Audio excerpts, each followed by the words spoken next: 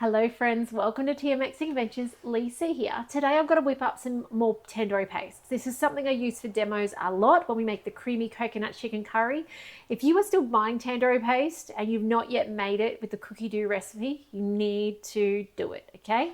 This is something you need to have in your repertoire. It does serve about 8 or 9 batches of creamy coconut chicken curry. However, you can put it with other things like yogurt and then marinate your chicken and put on skewers, things like the picture shows, okay? So it's not just used for that, but primarily that's what we use it for, and it is amazing. So I'm going to go straight into start. I do freeze it, so as far as, you know, being worried about, oh, will it go off or whatever, I freeze it so that it's not then something I'm worrying about it going off. It's there in little silicone muffin trays, and I just pop one out as I need it. First things first is coriander seeds, 1 tablespoon, in it goes. Oh, didn't dry my bowl and I'm about to mill. Yeah, it'll be all right. We're going to mill it all together. It should be okay. Next one is 1.5 tablespoons of cumin seeds. I am going to use, so when you do your seeds down to a powder, I'm just trying to think of I'm actually going to go equal for equal. I don't think it'll make that much difference in this recipe. So trying to work out, do you get more or do you get less? My brain's not doing that today. I'm just going to go the same. This is beautiful and it's okay. A little bit of change is not going to be the world of difference. Now, black cardamom pods. They're a bit of an unusual thing. You need to go to like an Asian grocer or someone like that. Usually, you normally can't get them usually in Woolworths and Coles. For a very long time, I used the green cardamom pods. So, you know, you can use what you've got. So just use green because your friends and family probably won't notice initially. And then if you're finding, hey, I'm up to my second batch of this because we like it, go get the black. They do have a unique, different smell and flavour, but it's amazing regardless. Don't let that stop you, okay? Make it with green cardamom pods. Okay, 10 whole cloves. I feel like cloves are something, just counting as well at the same time, I barely ever buy. They never run out. Like, don't know why. Okay, 2 tablespoons of cashmere. Now, this is something that I would suggest you take the effort to go to a shop and buy. Just looking for the right container here. Cashmere is a mild but very flavoursome chili. So my family do not like spice.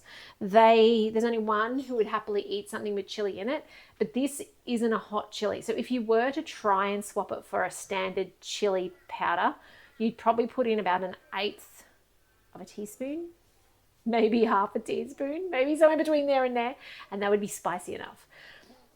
I would say though, I would encourage you and say go buy the cashmere. It is stunning. 2 tablespoons of it, and it's not bitey hot. It's a real broad flavour. I believe they're a capsicum, which is why they're not chili. Okay, ground turmeric, 1 tablespoon. This is our home done turmeric that I've milled down here. So love having our own. If you get a chance to grow some, it grows really quite well, and then you're kind of in that overwhelmed state of what do I do with all this? 2 tablespoons of cinnamon. Love cinnamon. You can see I'm just using a dessert spoon. I'm just guesstimating. Honestly, it's amazing regardless. All right, some salt, 1 tablespoon. I brought the salt over. Don't skimp on the salt. It just lifts that flavour. Alrighty. Next, some brown sugar. Now, I never, ever, ever have or do brown sugar unless it's Christmas time, so I just have good old-fashioned raw sugar. Again, maybe I'm missing out on something, but I find I don't really notice that it's not a brown sugar. You can make your own brown sugar. I just use what I've got. All right, if you had white, use your white sugar. Okay, tomato paste. 120 grams. It's a fair amount of tomato paste. It is beautiful. You can cook your own tin down, but you want to do that before you start. 20 minutes, 120 degrees, and just on speed 1. And you're going to thicken up that tin of tomatoes into a concentrate, into the paste. Garlic cloves. Now, I am cheating. Don't judge. We have some garlic growing, excitingly, but finding fresh around here is incredibly difficult. So I'm just using what I've got. Okay, and do the same. Use what you've got. I mean, you might be really fortunate that you can go to a local fruit shop, veggie shop, and actually have garlic there. Go for it. Not that fortunate, so we're just going to go with what we've got. Now, the last one is ginger. Now, the ginger, my kids make ginger cordial every other week, and I freeze the leftovers. So when it goes through, when they cook it up like a syrup with sugar and water, and then they put it through a sieve and let it drain, and I freeze the leftovers, and then I use it anytime something calls for ginger. We do have ginger, like we grow it, and that's another thing I would say to you, give a go to growing. It's amazing, again, how easily with neglect it will grow. So you don't need anything fancy. I didn't know how much that would be. 43.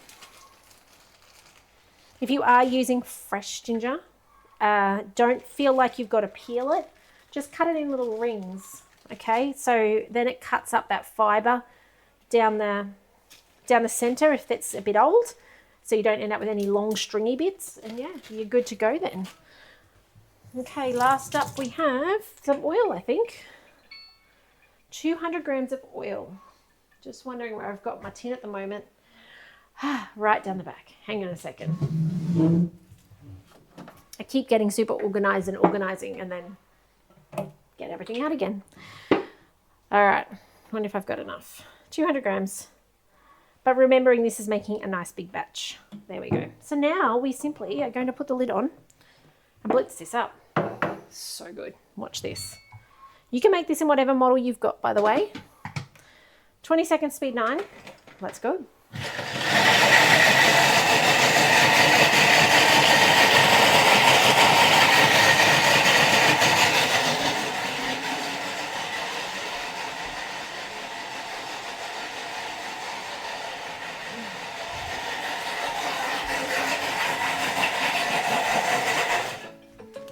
Was perfect timing.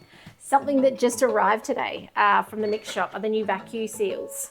So these have and I haven't tested them out yet because the wand is on the charger, but they have a wand that goes over the top and sucks the air out so you can take off this ring.